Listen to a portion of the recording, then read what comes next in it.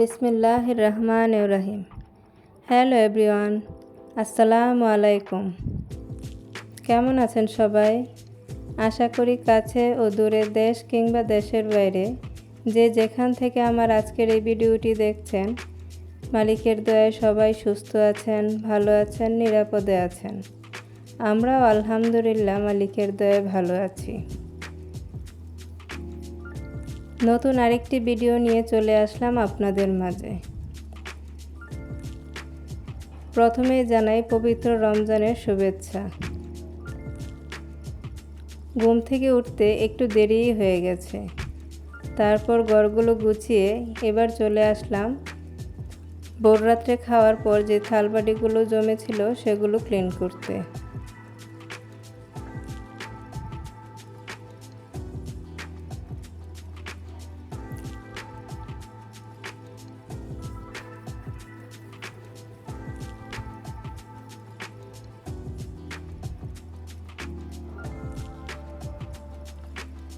ভিডিওর এ পর্যন্ত যারা আমাকে দেখছেন, প্লিজ একটি লাইক দিয়ে ভিডিওটি কন্টিনিউ করবেন।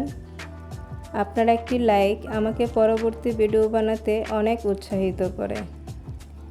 আর এই ধরনের সাধারণ লাইফস্টাইল ভিডিও যদি আপনাদের ভালো লাগে, তাহলে চ্যানেলটি সাবস্ক্রাইব করে পাশেই থেকে যেতে পারেন এবং পাশে থাকার বেল বাটনটি অন করে দিতে পারেন।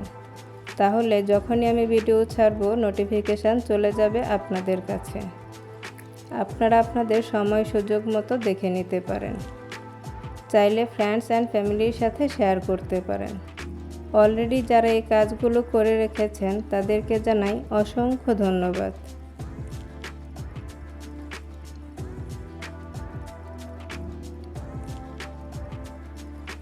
আপনাদের সাথে কথা বলতে বলতে আমি থালবাটিগুলো ক্লিন করে নিয়েছি।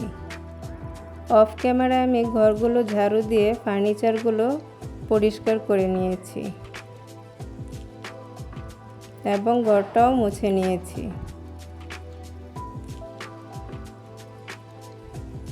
রমজান হোক বা সাধারণ দিন, গৃহিণীদের কিন্তু সবগুলো কাজ এভাবেই করে নিতে হয়। আগের দিন কিছু পেঁয়াজের কলি এনেছিল, সেগুলো কেটে এবার আমি বক্সে করে নর্মাল ফ্রিজে রেখে দেব, যাতে করে যখন রান্না করি তখন শুধু বের করে তরকারিতে দিয়ে দিতে পারি। আপনারাও চাইলে এভাবে সংরক্ষণ করে রাখতে পারেন, তাহলে এই রমজান মাসে কাজ অনেকটাই সহজ হয়ে যাবে। এবার একটি আপুর রিকোয়েস্টের কমেন্টের মাধ্যমে আপু রিকোয়েস্ট করেছিল যে আমি কিভাবে রুটি ফ্রোজেন করি সেটা দেখানোর জন্য। আমি এইভাবেই একটা পলির উপর একটা রুটি, তারপর আরেকটা পলি দিয়ে এইভাবেই রুটিগুলো ডিপ ফ্রিজে সংরক্ষণ করি। আপুর আইডির নামটা এই মুহূর্তে আমার মনে আসছে না। আপু যদি আমার ভিডিওটি দেখে থাকেন তাহলে একটি ছোট্ট কমেন্টের মাধ্যমে জানাতে পারেন। এবার আমি একটু চিয়া সিডস ভিজিয়ে রাখবো ইফতারের সময় শরবত খাওয়ার জন্য।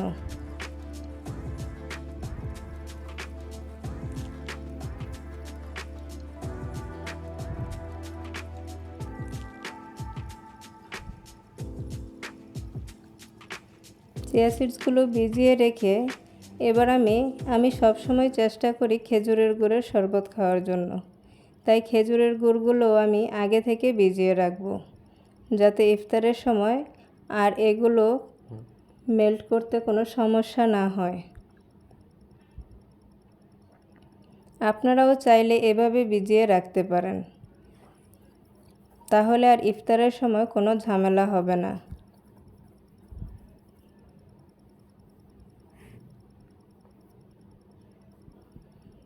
এবার চলে আসলাম রান্নাবাড়ায়। এই তো সেহরির জন্য আমি একটু মাছ বোনা করে নিয়েছি।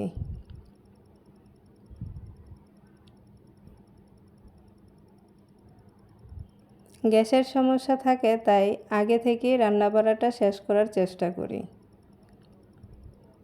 আমার কোন কোন আপুরা এই সময় গ্যাসের সমস্যায় ভোগেন? তারপর আমি একটু সিমের বিচি দিয়ে মাছ রান্না করব। আমার ছেলেদের খুব পছন্দের খাবার এটা। ওরা সিমের বিচি খুব পছন্দ করে, তাই আমি সিমের বিচিও ফ্রিজের মধ্যে সংরক্ষণ করি। আপনারা চাইলে ফ্রিজে রেখে দিতে পারেন। তারপর ইফতারের সময় আমি কিছুটা ঠান্ডা পানি মিশিয়ে তারপর একটু লেবু আমি আগে থেকেই আইস করে রেখেছিলাম, লেবুর রস, ওইগুলো মিশিয়ে তারপর সার্ভ করে দেব।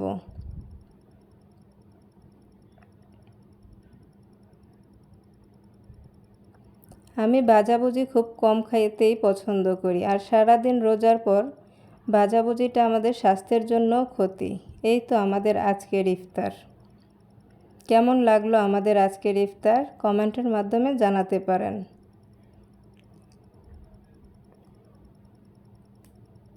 আপনাদের একটি কমেন্ট আমার জন্য অত্যন্ত গুরুত্বপূর্ণ। আমার ভালো লাগা, খারাপ লাগা সবটাই আপনারা জানাতে পারেন। আমার ভুলগুলো আমি শুধরে নেওয়ার চেষ্টা করব।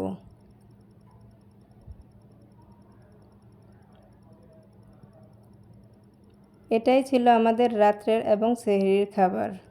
আজকের ভিডিওটা এখানেই শেষ করব। সবাই ভালো থাকবেন, সুস্থ থাকবেন, নিরাপদে থাকবেন, আর আমাদের জন্য দোয়া করবেন। আল্লাহ হাফেজ। আসসালামু আলাইকুম।